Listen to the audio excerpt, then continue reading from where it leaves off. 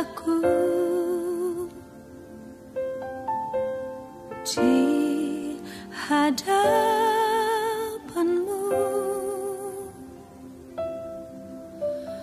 dan mengukir namaku di telapak tanganmu. Sampai masa tuaku Kau tetaplah Tuhanku yang akan selalu menggendong hingga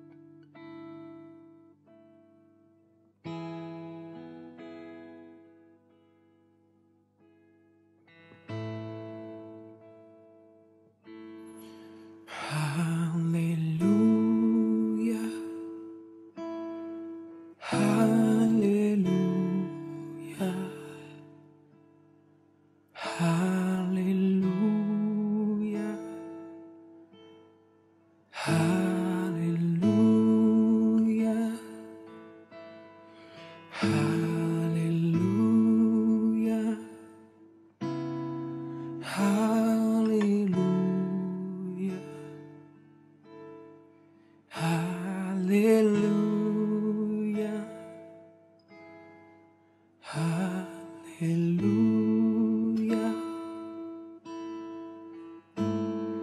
hallelujah,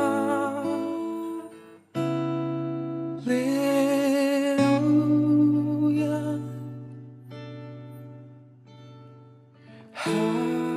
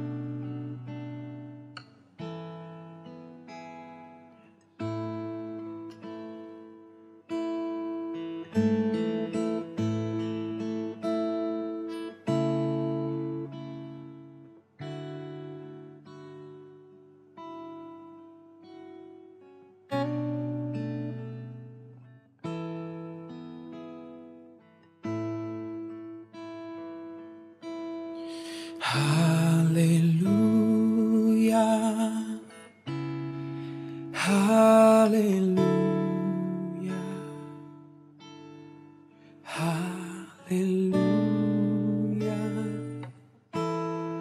hallelujah,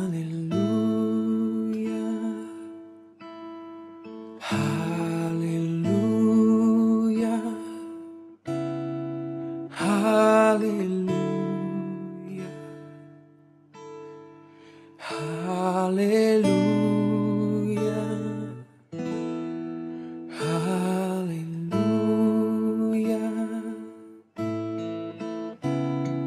hallelujah.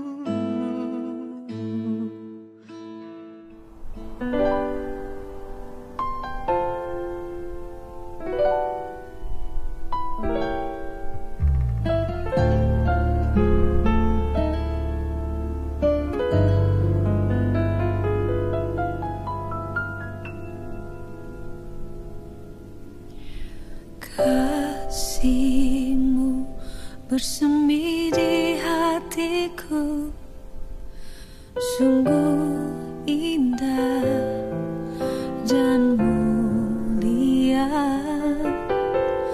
Damai-Mu bersemi di hatiku, tenggelamku di hadirat-Mu. Engkau terindah, termegah, termulia, termanis. Oh Yesusku, hadirat-Mu menghanyutkanku, bawaku dekat padamu.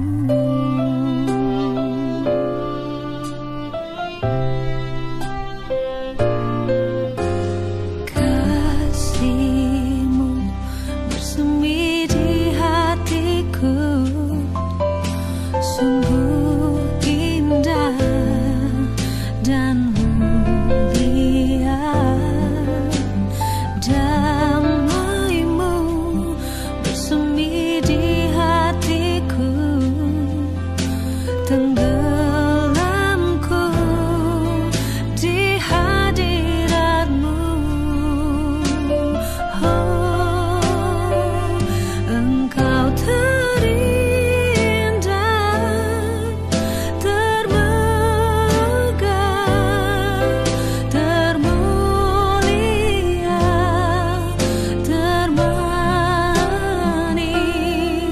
Oh Yesusku, hadirat-Mu menghanyutkanku, bawaku dekat padamu.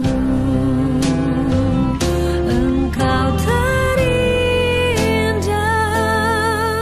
termegah, termulia, termanis.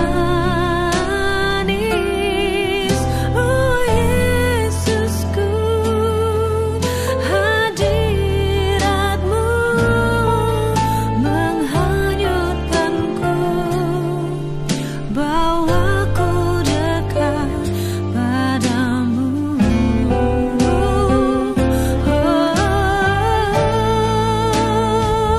Engkau terindah, termegah, termulia, termanis. Oh Yesusku, hadirat-Mu menghanyutkanku, bawaku dekat padamu.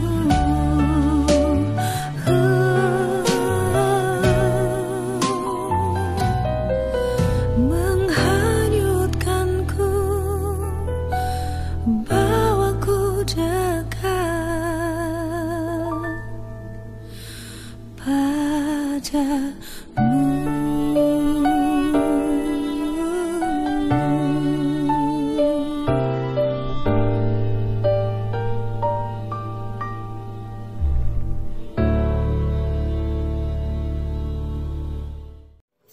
Shalom Bapak Ibu yang diberkati oleh Tuhan. Terpuji nama Tuhan. Oleh karena anugerah dan kasih setia Tuhan, kembali kita bisa berhimpun bersama-sama lewat ibadah online. Mari sebelumnya kita mengajak semua anggota keluarga kita untuk bersama-sama kita beribadah. Dan juga mari kita mengenakan pakaian yang rapi dan sopan untuk kita menghargai hadirat Tuhan di tengah-tengah kita. Mari bersama-sama kita persiapkan hati kita. Sebelumnya kita menyatukan iman kita, kita berdoa. Bapa, terima kasih Tuhan buat anugerah-Mu, buat kemurahan-Mu, buat kasih setia-Mu Tuhan yang tidak pernah berkesudahan, buat berkah rahmat-Mu yang selalu baru setiap pagi bagi kami. Anugerah Allah yang terindah Tuhan beri bagi kami, untuk bersama-sama kami beserta dengan seluruh seisi keluarga rumah tangga kami Tuhan datang beribadah di hadapan Tuhan. Nyatakan hadir-Mu, nyatakan berkat-Mu Tuhan, nyatakan firman-Mu Tuhan di tengah-tengah kami. Biar sungguh-sungguh Tuhan yang hadir di tengah-tengah ibadah kami, memimpin dari awal pada hingga akhirnya. Biar kuasa dan kehendak Allah yang jadi di tengah-tengah kami. Bapa, terima kasih, urapi semua hamba-hamba-Mu, jemaat-Mu Tuhan, tanpa terkecuali. Kami percaya kami bersama-sama akan menikmati berkat Allah. Bapa, terima kasih Tuhan, ambil alih Tuhan ibadah ini Tuhan, biar terjadi sesuai dengan kehendak-Mu. Kami kembalikan segala pujian kami, syukur, kemuliaan, pengagungan, kuasa hanya bagi Tuhan Yesus Kristus sampai selama-lamanya. Kami buka ibadah kami dalam satu nama berkuasa, di dalam nama Tuhan Yesus Kristus. Mari sidang jemaat Tuhan bersama-sama kita katakan amin. Mari bersama-sama kita pujian iman kita katakan, Gereja Betel Indonesia Cimanggis adalah gereja yang diberkati untuk memberkati. Haleluya.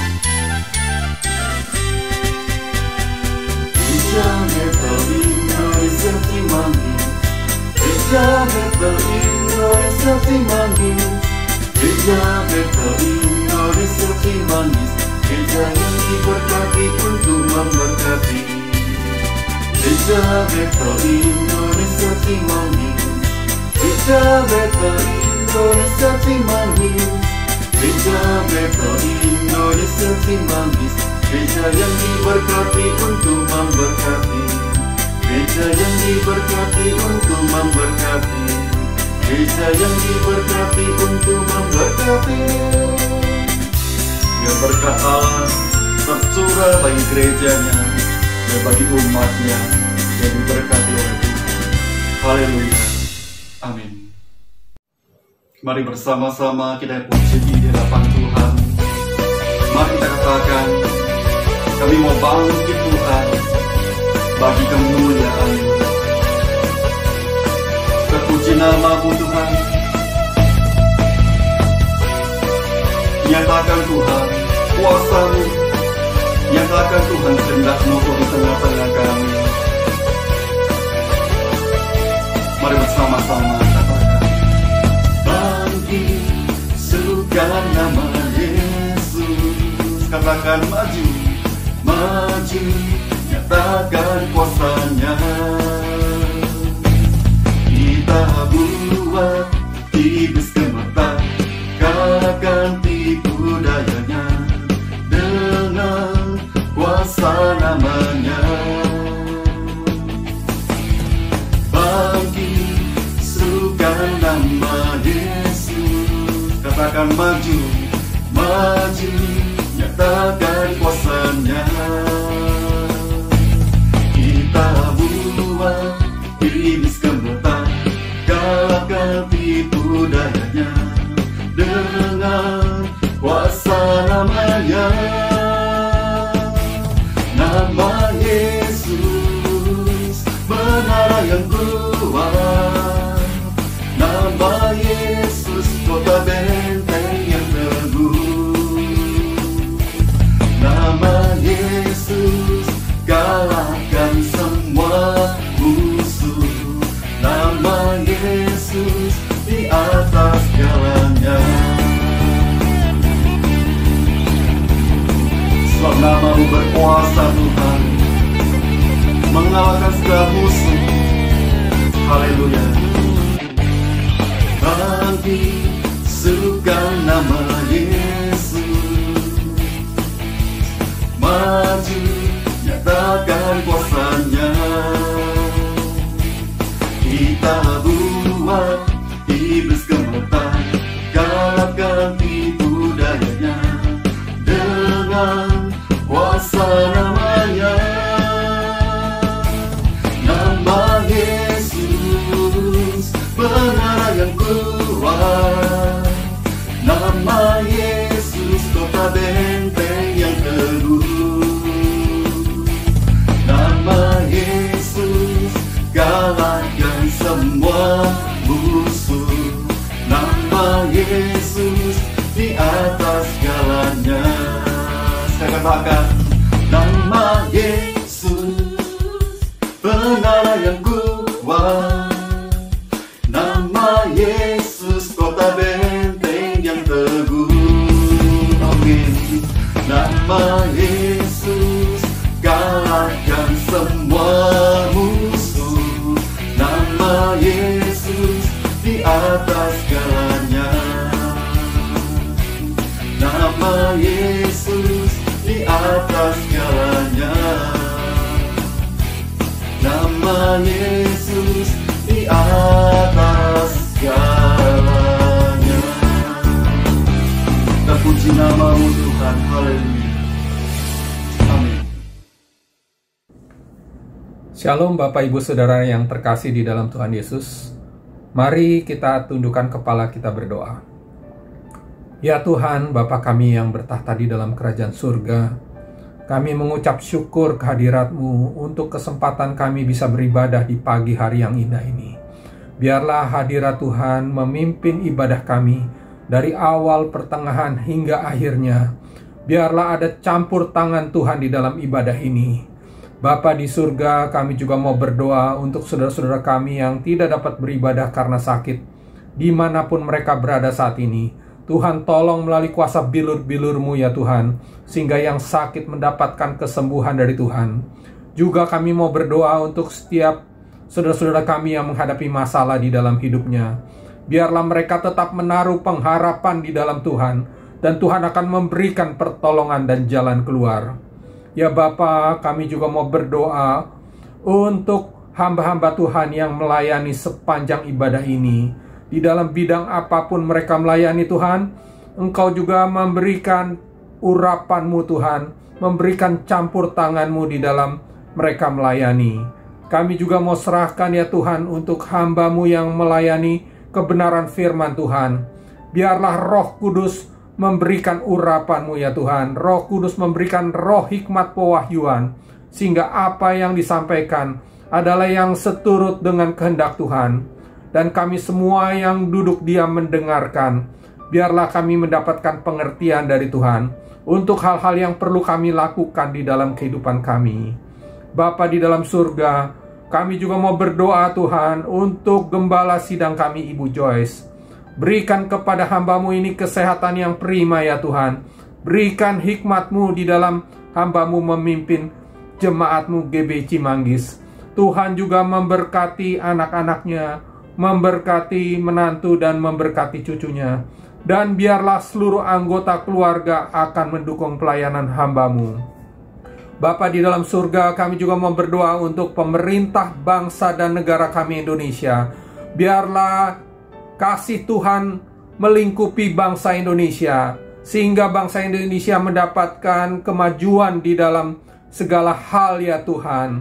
Biarlah Tuhan juga memberikan pertobatan ya Tuhan, sehingga banyak jiwa yang mengaku Yesus Kristus adalah Tuhan dan Juru Selamat. Bapa di dalam surga, kami juga berdoa untuk pemimpin-pemimpin kami, mulai dari presiden, wakil presiden, para menteri, para pejabat, di pusat sampai di daerah. Berikan kepada mereka roh takut akan Tuhan, sehingga mereka akan memerintah dengan adil dan bijaksana. Kami juga mau berdoa ya Tuhan untuk pekabaran Injil dimanapun berada ya Tuhan.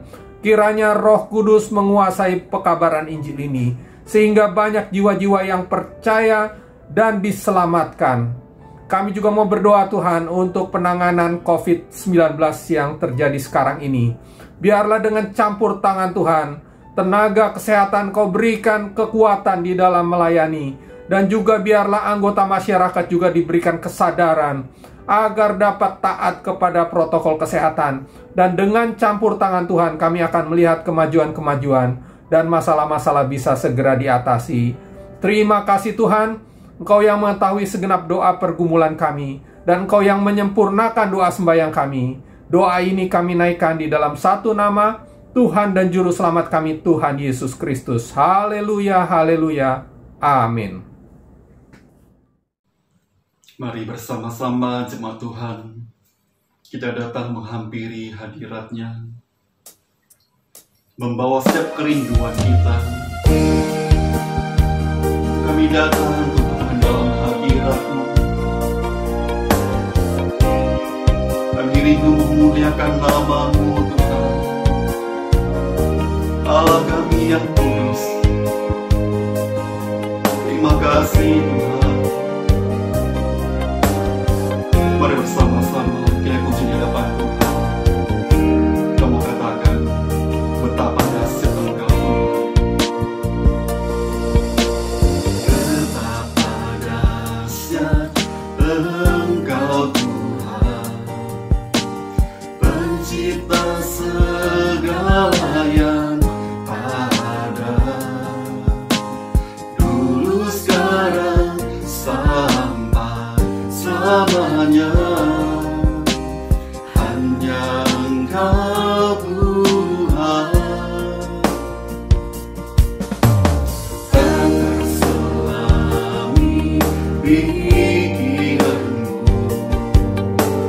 tak terukur panjang setiamu, dulu sekarang sampai selamanya. Hanya Engkau Tuhan, ku sembah Engkau Yesus. Hanya Engkau Allah di hidupku, tiada yang lain, hanya Engkau Tuhan selamanya. Kau tetap Allah, walau dunia semua bergoncang, tak tergoyahkan, Kau tetap Allah.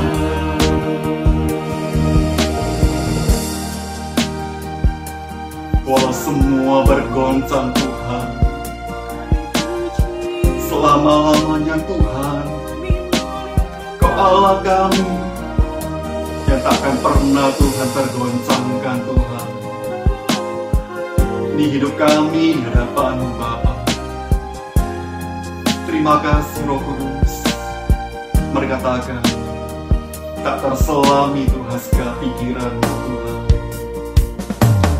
Tak terselami pikiran-Mu, tak terukur panjang setiamu,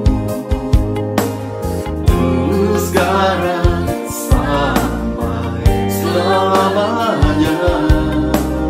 Hanya Engkau Tuhan, ku sembah Engkau Yesus. Hanya Engkau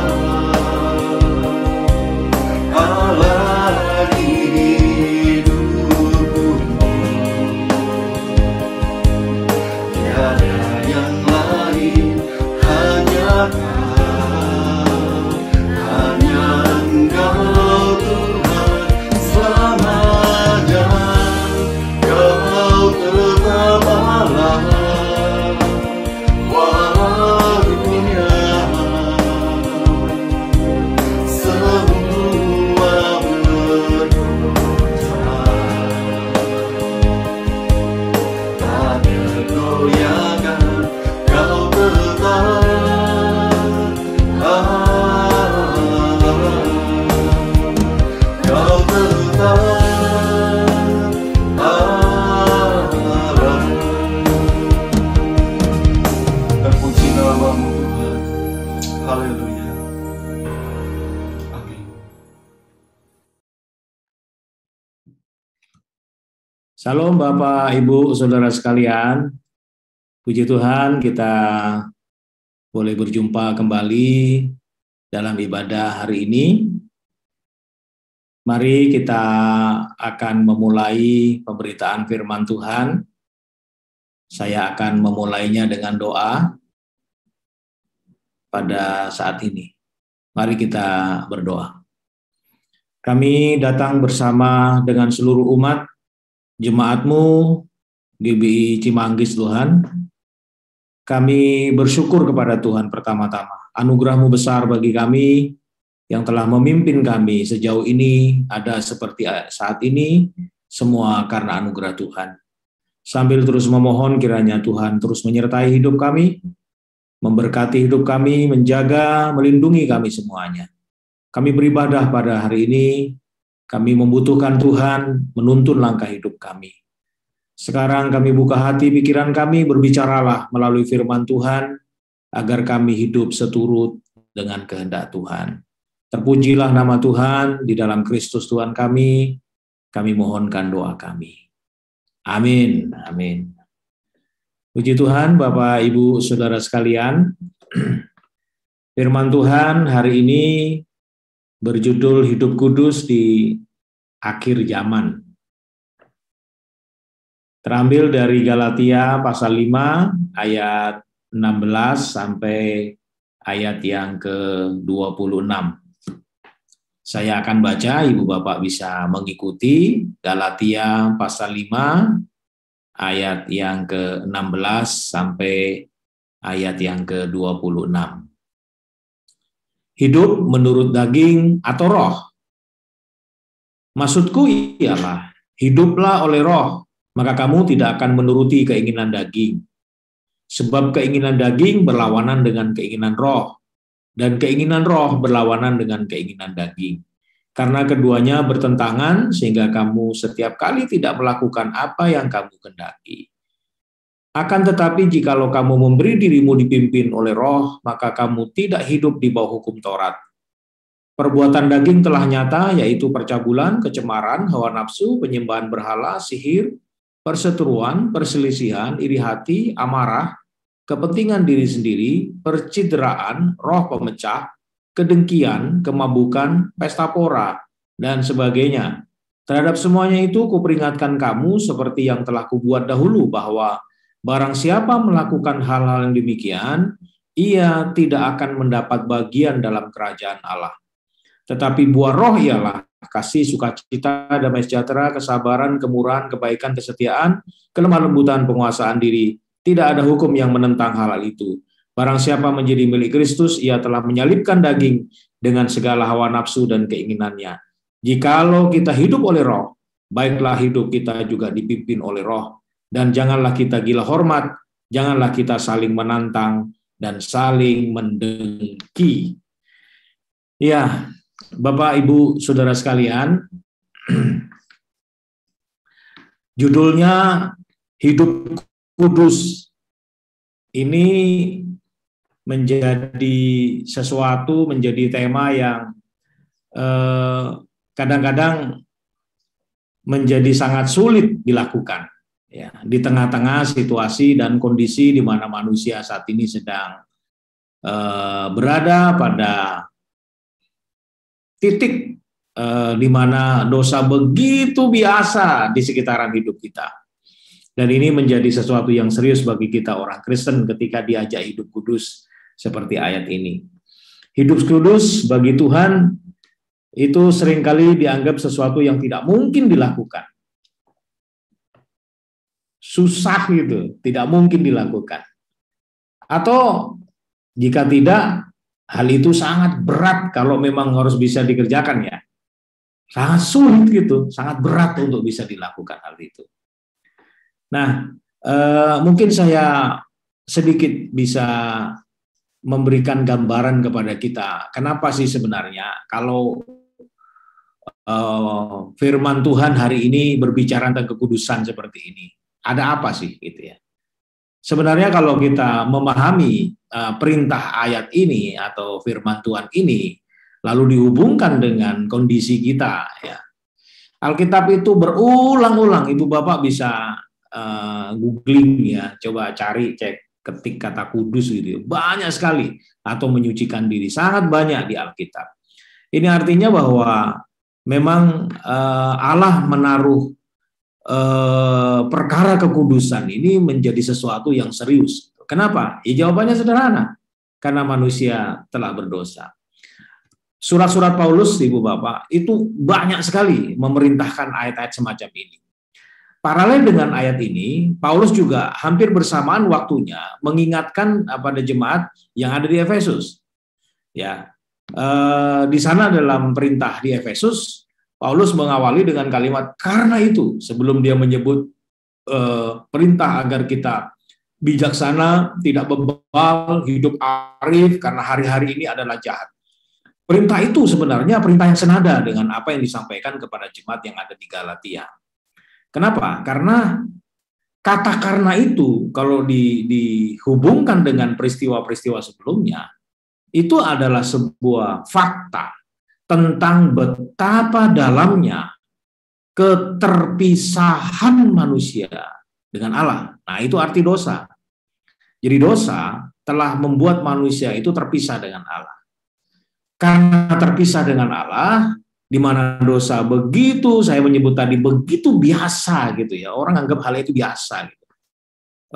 Lalu kemudian ini menjadi serius karena kemudian manusia tidak lagi bisa bergerak, manusia nggak bisa lagi entas ke situasi itu, lalu manusia dikuasai dosa dan ujungnya maut, ujungnya manusia binasa. Nah, tentu hal demikian yang menjadi perhatian Alkitab. Kenapa Alkitab sangat serius untuk mengingatkan manusia karena beratnya atau derasnya pengaruh dosa ini kepada hidup manusia.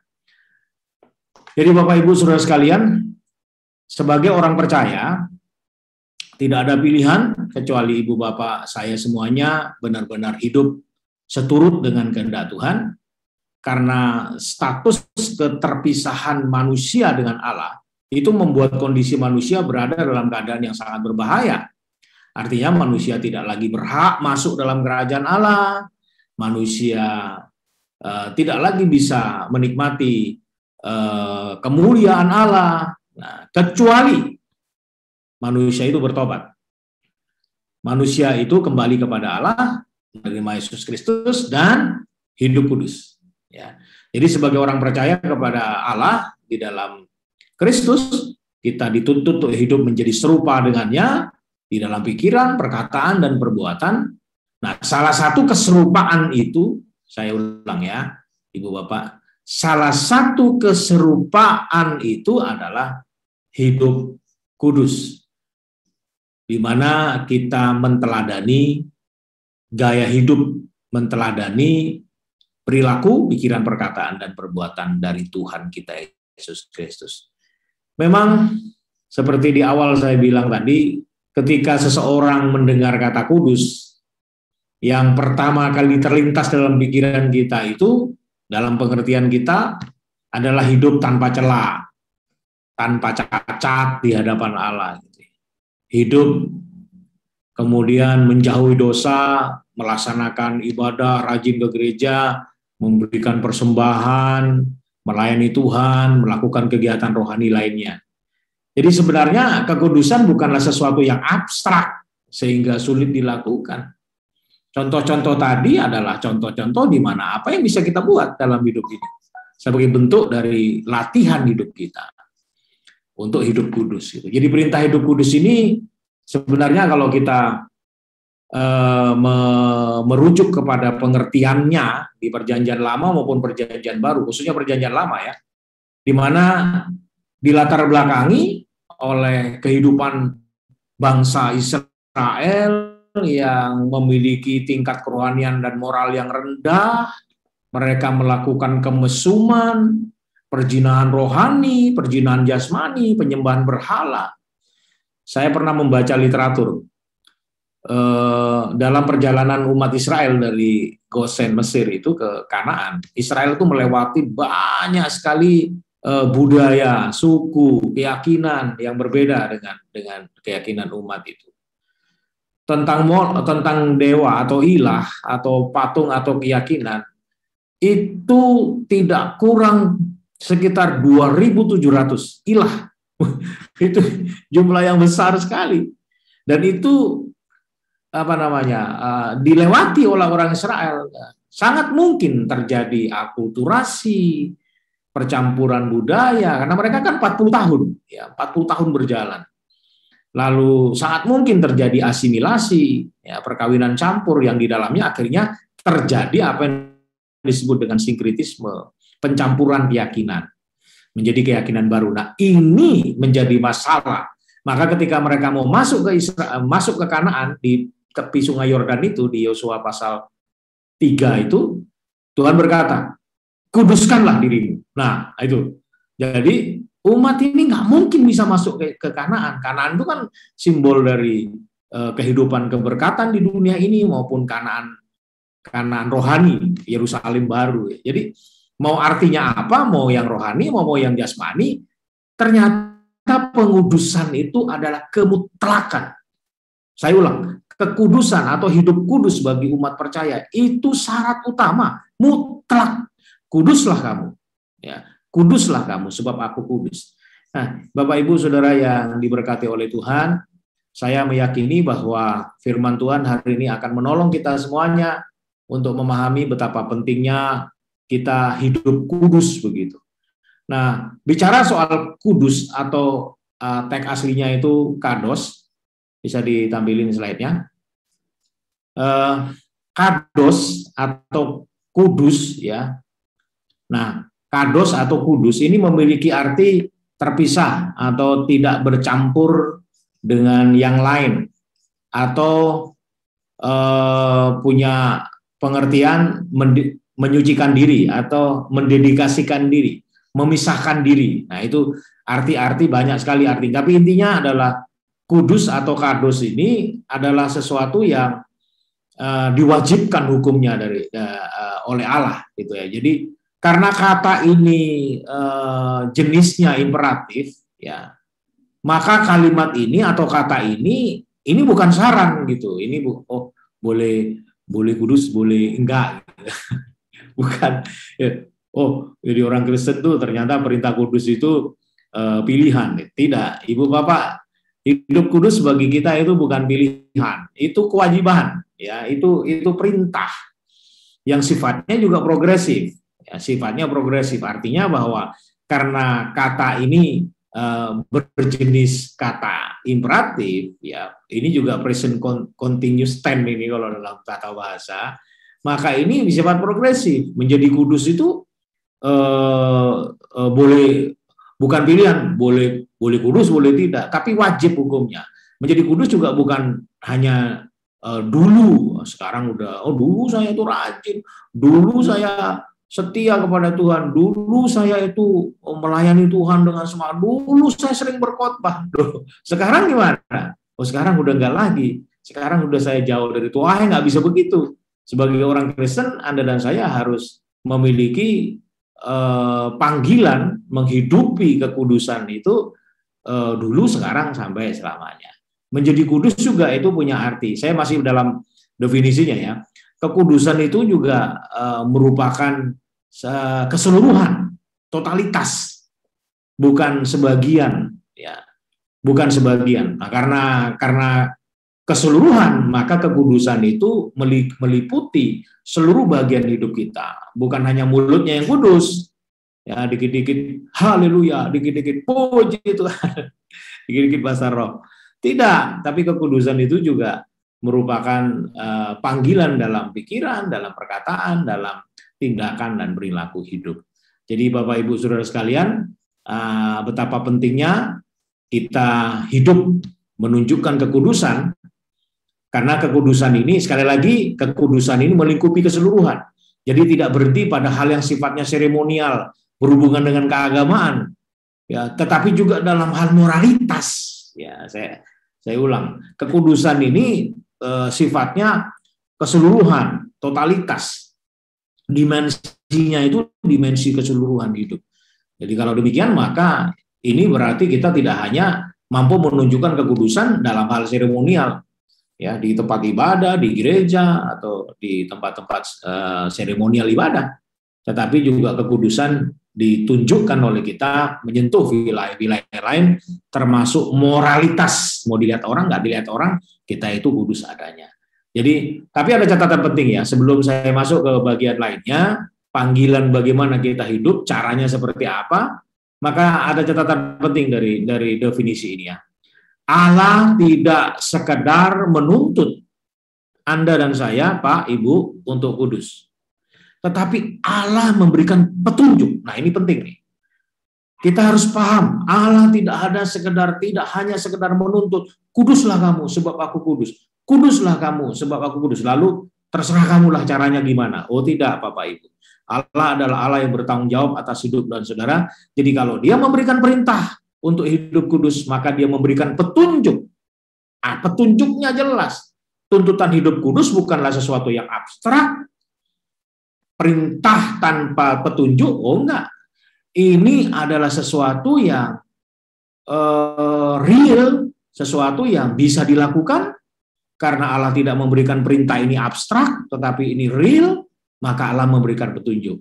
Allah tidak sekedar menuntut orang Israel kudus, tetapi Allah juga memberikan hukum Taurat bagi mereka sebagai pemandu, agar mereka dapat hidup kudus sebagai umat Allah.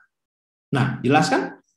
Kalau demikian, maka Allah jelas sekali kepada umat Israel dia memberikan hukum Taurat.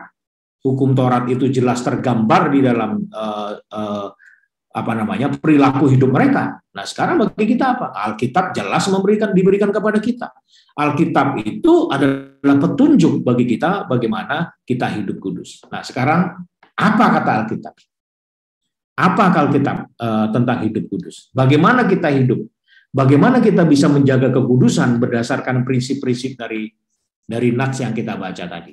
Oke. Next, yang pertama. Hidup menjadi kudus itu tidak lain kecuali hidup seturut firman Tuhan. Nah, ini petunjuknya. Jadi hidup kudus bukan hanya dituntut lalu Allah membiarkan kita, tidak. Firman Allah ini adalah petunjuknya. Maksudku ialah hidup kalau oleh roh, maka kamu tidak akan menuruti keinginan daging. Jelas kan? Jadi Bapak Ibu, hidup dipimpin Roh Kudus ini menjadi kunci bagaimana kita bisa kudus. Jika sumber kekuatan kita adalah diri sendiri, maka menjaga hidup kudus adalah hal yang sangat berat. Jika sumber kekuatan kita menjadi titik tumpu hidup kita menjadi kudus, ya kita ini banyak kekurangannya, kita banyak lemahnya, banyak maunya juga. Udah banyak maunya, lalu kemudian kita abai terhadap perintah firman Allah. Nah, jadi kalau kekuatan menjadi tumpuan kaki kita berdiri menjadi kudus, Bapak Ibu, maka kita menjadi sangat sulit, sangat berat melakukan ini. Kita justru akan dibawa kepada keinginan daging. Itulah sebabnya firman Tuhan menyatakan agar kita berada di bawah pimpinan Roh Kudus. Dia menyatakan kuasa dan kekuatan agar hal yang sulit, yang tidak mungkin, yang mustahil, itu bisa dikerjakan oleh kita. Jadi nggak ada istilah, wah, apalagi ada ungkapan begini ya, Bapak Ibu yang sering dengar ini. Zaman saiki, zaman edan, ora keduman. Ya, kok kita mundur sih? Pak, Ibu, jangan gila lah, jangan edan. Ya. Wah, ada prinsip dunia ini udah edan, nggak apa-apa, lakuin apa ya. Oh, dosa, mau korupsi juga korupsi, kalau nggak korupsi nggak kaya. Ya, nggak bisa begitu. Meskipun dunia sudah gila, kata orang, ya jangan ikutan orang gila lah. Orang gila udah banyak, ya. Jangan nambahin kita gila. Nambahin orang gila banyak. Nggak benar gitu, nggak bagus ya. Jadi mari kita benar-benar harus bisa menjaga sesuatu prinsip kehidupan, menghidupi firman Allah itu menjadi sesuatu yang penting dilakukan. Yang kedua, nah dampak daripada kekudusan itu akan tergambar dari bawahnya. Jadi perintah hidup kudus itu tidak hanya sekedar diperintahkan lalu kemudian ada saya tanpa hasil, ada buktinya, ada dampaknya. Tetapi buah roh ialah kasih, sukacita, damai sejahtera, kesabaran, kemurahan, kebaikan, kesetiaan, kelemah lembutan, penguasaan diri. Tidak ada hukum yang menentang hal-hal itu. Jadi berikutnya Rasul Paulus mengingatkan kepada jemaat yang ada di Galatia dan mengingatkan kepada jemaat yang ada di tempat ini, Bapak Ibu semua dan saya, agar kita itu di dalam proses kekudusan tadi yang dikerjakan oleh firman Allah, di mana tumpuan kita ada pada kekuatan Roh Kudus, pasti menghasilkan buah. Nah, ini dia. Pasti menghasilkan buah. Menghasilkan buah itu menjadi panggilan kita sebagai orang percaya. Ya, menghasilkan buah menjadi panggilan kita sebagai orang percaya. Setelah menjalani proses waktu, yang diharapkan dari sebuah pohon adalah buahnya. Betul nggak? Pasti seperti itu. Saya punya pohon mangga di rumah dan pete. Ada beberapa pohon mangga dan pete di rumah saya. Ini ada beberapa pohon yang tidak berbuah. Ini lagi musim pete nih, ya nggak berbuah. Saya beberapa hari lalu ambil parang. Lagi itu rumah saya bawa parang ke pohon itu. Saya bilang, ngomong sendiri ke pohon, lu petek, kalau tahun depan lu nggak berbuah, gua tebang nih. saya pukul, saya campur, saya parang dia, saya lukain dia, karena katanya harus dilukain gitu. Saya bercanda aja. Saya cuma ingin ngomong, ada pesan moralnya dari apa yang saya lakukan. Bapak Ibu, Tuhan pernah melakukan perbuatan yang sama ketika pohon ara itu nggak berbuah. Tuhan marah sekali dan Tuhan mengancam pohon itu. Kalau dia tidak berbuah, maka dia akan menjadi mati. Mari dengan prinsip yang sama, Tuhan masih kasih kesempatan. Tahun depan, kata Tuhan, tahun depan. Sebenarnya ini adalah satu prinsip kehidupan rohani yang Tuhan anugerahkan kepada kita. Mungkin Bapak Ibu saat ini menjadi orang-orang yang ada di lembah terdalam, kita berdosa, kita sedang dikuasai oleh dosa hari-hari ini oleh karena kelemahan tubuh kita. Jangan putus asa, mari bangkit, karena Tuhan masih memberi kesempatan kepada kita untuk bangkit. Hiduplah kudus, karena orang yang hidup kudus itu dekat dengan buah. Orang yang hidup kudus itu dekat dengan buah. Nah, ini analogi ini kan digambarkan sebagai sesuatu yang penting dikerjakan oleh kita. Sebab kalau kita tidak hidup kudus, ya pintu berkat, pintu buah itu nggak dibuka oleh Tuhan. Kuduslah kamu, sebab besok aku akan melakukan perbuatan yang ajaib di antara kamu. Ya, itu Yosua 3 ayat 5. Jadi kekudusan yang diwajibkan oleh Allah. Ya, kalau perjanjian lama kan kekudusan itu ditandai dengan apa? Dengan korban, ya, korban penebusan dosa. Bagi orang miskin pakai merpati, kemudian orang yang kambing domba atau lembu gitu ya untuk orang yang kaya. Tapi prinsipnya tuh korban mesbah, korban bakaran, korban bakaran di atas mesbah. Itu perjanjian lama. Mereka harus menguduskan dengan cara itu. Nah sekarang kita perjanjian baru. Apa yang kita udah nggak pakai mengorbankan kambing domba atau lembu ya seperti orang Israel atau seperti orang-orang zaman sekarang yang juga mengikuti pola itu. Tidak. Kristus sudah mati di atas kayu salib. Dia telah mengorbankan dirinya menjadi domba yang tak berdosa, yang telah dikorbankan, ya, mati di atas salib. Tuhan sudah kerjakan semua, Pak, Ibu. Karena itu Anda dan saya harus bersyukur karena Tuhan telah hidup, telah mati untuk kita supaya kita menjadi hidup. Dan kalau kita diberi anugerah oleh Tuhan tentang kehidupan ini, tentang hidup ini, maka hiduplah kudus di hadapan Allah. Nah, kekudusan ini harus menguasai seluruh dimensi pikiran kita, perkataan kita, tingkah laku kita, semuanya.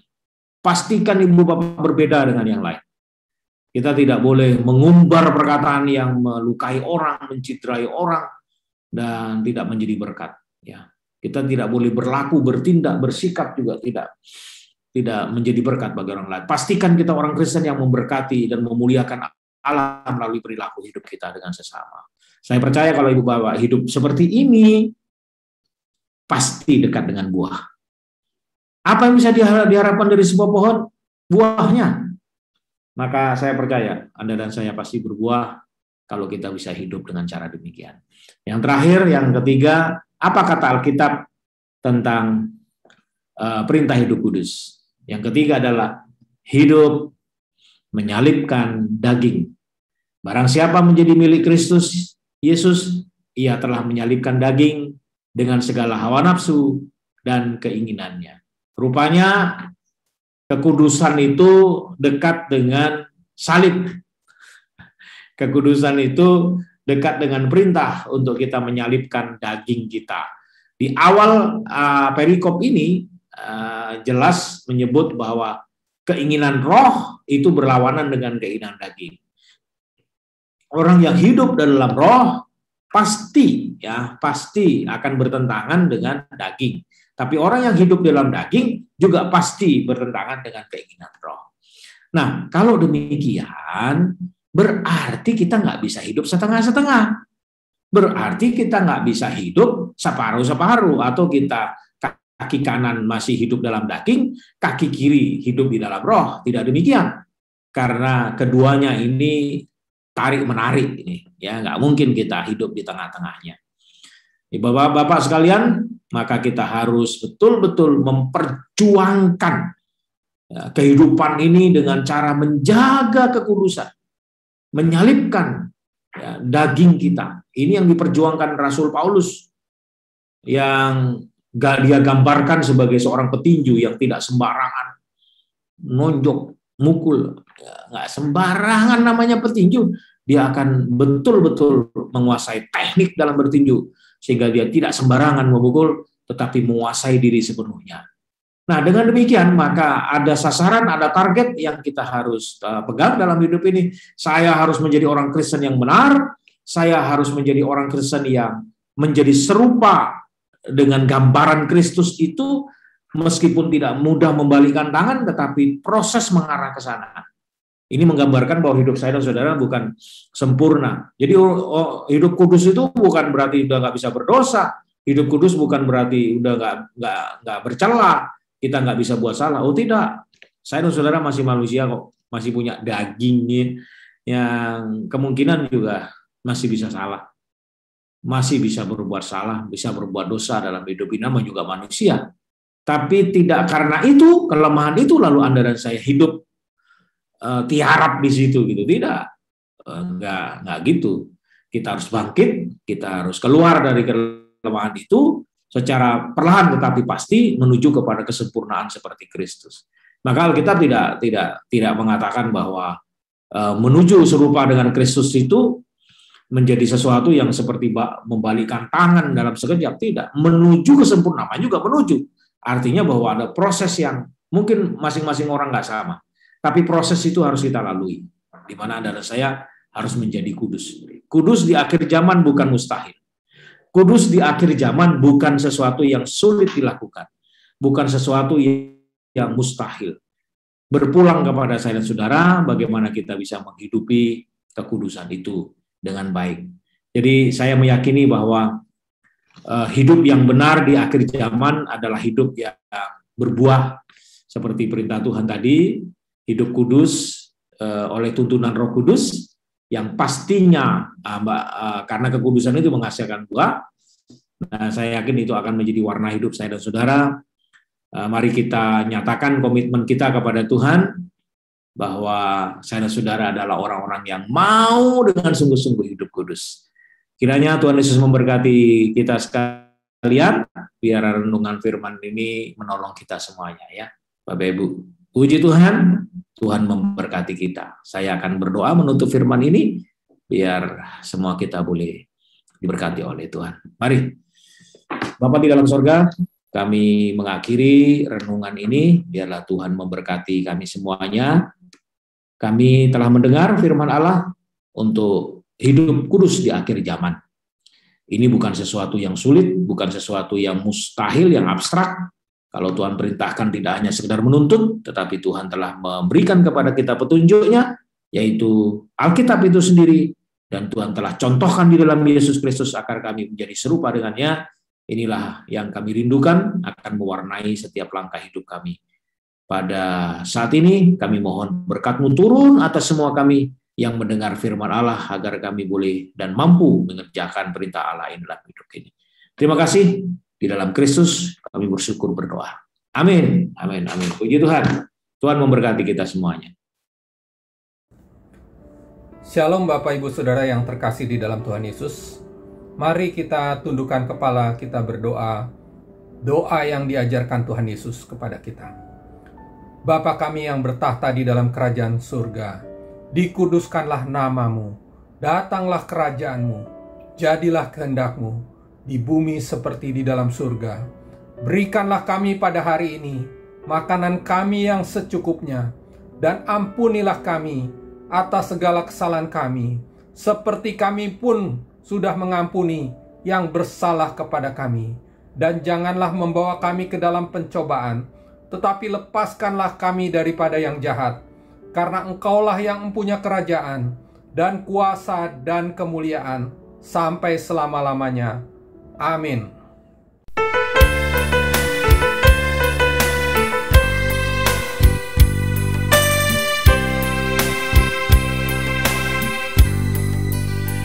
Kami bangga memiliki Allah seperti-Mu. Kami bahagia menjadi milik-Mu. Kami muliakan, kami tinggikan, kami agungkan nama-Mu Yesus. Kami bangga memiliki Allah seperti-Mu. Kami bahagia menjadi milik-Mu. Kami memuji, kami menyembah kepada-Mu Yesus.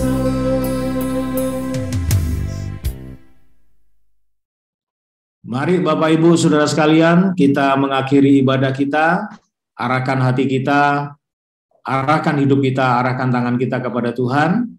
Tuhan melengkapi kita, Tuhan menuntun kita, Tuhan menyertai kita sekalian. Dan mari kita berdoa dan menerima berkat Allah. Terimalah segala berkat Allah Bapa di dalam surga, anugerah, kasih karunia di dalam Kristus Yesus Tuhan, dan penyertaan, perlindungan, kuasa, damai sejahtera dan sukacita dari kuasa Roh Kudus menyertai hidup saudara saya mulai saat ini sampai Tuhan datang kedua kali, memberkati kita semuanya. Dalam nama Yesus Kristus kami terima berkat Allah. Haleluya. Amin. Amin. Amin. Puji Tuhan. Tuhan memberkati semuanya. Puji Tuhan. Mari sebelum mengakhiri ibadah kita, bersama-sama kita bersyukur, kita katakan terima kasih Yesus Kristus. Haleluya.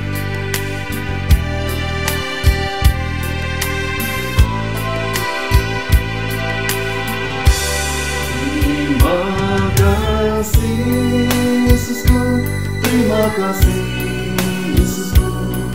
Puji syukur hanya bagi Tuhanku. Terima kasih Yesusku, terima kasih Yesusku. Puji syukur hanya bagi Tuhanku.